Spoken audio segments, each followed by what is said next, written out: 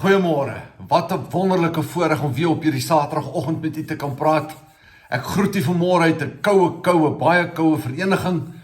Dis vandag 9 Augustus 2025 en ek wil graag vir jou die volgende opmerking maak. Die hele wêreld lê in die mag van die bose. En ek dink nie ek het nodig om aan enige iemand te verduidelik of voor te hou dat die duiwel is inderdaad besig. Dis nie dat 1 Johannes 5:19 vir ons sê, ons weet dat ons uit God is en die hele wêreld in die mag van die bose lê. Die Satan het nie jou en my toestemming nodig om ons aan te val nie. En een ding moet ons verstaan, hoe nader ons aan die Here beweeg, hoe feller sal die aanslag van die Satan wees. Hy het nie jou en my toestemming nodig nie, hy sal enigiets doen om in jou en my pad te staan, sodat ons sal wegbeweeg van die Here in plaas van nader en nader en nader. Maar, genadiglik, weet ons wie is aan ons kant. Die Here sal nie eens met die Satan in 'n geveg betrokke raak nie, as ek miskien net jou kan verwys na Openbaring 20 vers 1, waar hy sê, die Here sê, die woord vir ons sê, dat hy sal een engel stuur, net een engel met 'n ketting, aan die begin van die 1000-jarige vrederyk. En daardie engel sal hom bind vir 1000 jaar lank. Net een engel.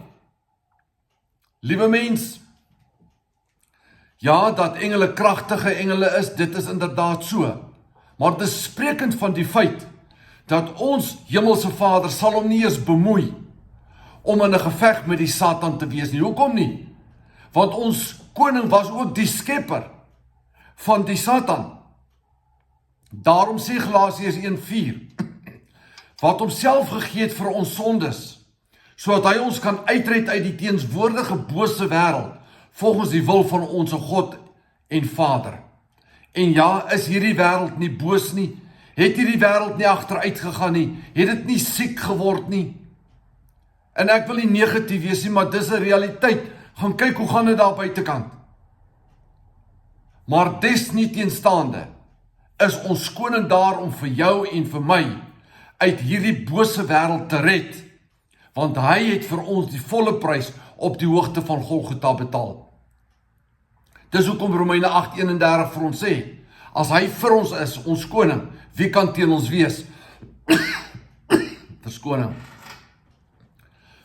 Ons het niks meer nodig nie, liewe mens. Ons koning is aan ons kant.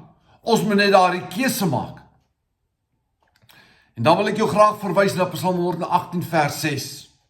Die Here is vir my, ek sal nie vrees nie. Wat kan 'n mens my doen? As jy en ek ons koning aanvaar het as ons verlosser en saligmaker, dan is daar geen rede vir jou en vir my om vrees te hê vir enige mens op hierdie aarde nie.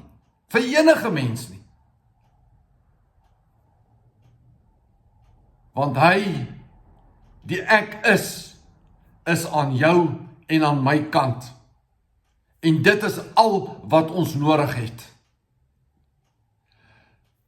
Dit gaan natuurlik jou en my persoonlike keuse wees, wat ons met hierdie Bybelse waarhede maak.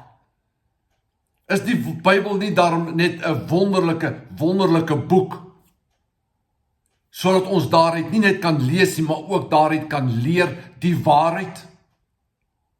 En ek prys ons koning elke dag dat hy vir ons sy waarhede vir ons te boek gestel het. Aan hom alleen al die eer. Liewe kyker, baie dankie dat jy vanmôre na my geluister het. Mag jy 'n wonderlike dag hê. Shalom.